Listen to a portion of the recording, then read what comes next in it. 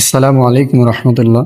বর্তমানে আমরা যে কবরটি দেখছি এটি হচ্ছে নবীজি সাল্লাল্লাহু আলাইহি ওয়াসাল্লামের সাহাবী হযরত উকবা ইবনে আমির রাদিয়াল্লাহু তাআলা আনহু। হযরত উকবা ইবনে আমির রাদিয়াল্লাহু তাআলা আনহু, আলহামদুলিল্লাহ, আজকে আমার কাছে অনেক বেশি ভালো লাগছে যে আল্লাহ তাআলা নবীর সাহাবী, যে সাহাবায়ে কেরাম নবীজির সঙ্গে চলেছেন, আজকে আল্লাহ তাআলা আমাকে সেই সাহাবীর কবর জিয়ারত করার সুযোগ করে দিয়েছেন। আলহামদুলিল্লাহ। আমরা জানি প্রত্যেকটি সাহাবী তাদের জীবনের সবকিছু বিসর্জন দিয়েছেন একমাত্র আল্লাহ তাআলার দ্বীনকে আল্লাহর জমিনে প্রতিষ্ঠা করার জন্য।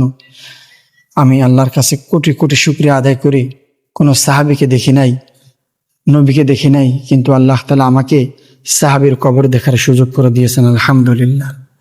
এটি হচ্ছে মিশরের রাজধানী কায়রোতে অবস্থিত।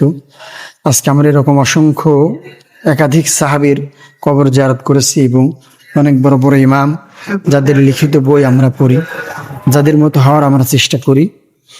আমরা সকলেই আল্লাহ তাআলার কাছে দোয়া করি আল্লাহ তাআলা যেন আমাদের সকলকে সাহাবীদের মতো জীবন গড়ার তৌফিক দান করেন। এটি হচ্ছে ইবনে আমির রাদিয়াল্লাহু তাআলা আনহুর কবর। আসসালামু আলাইকুম ওয়া রাহমাতুল্লাহ।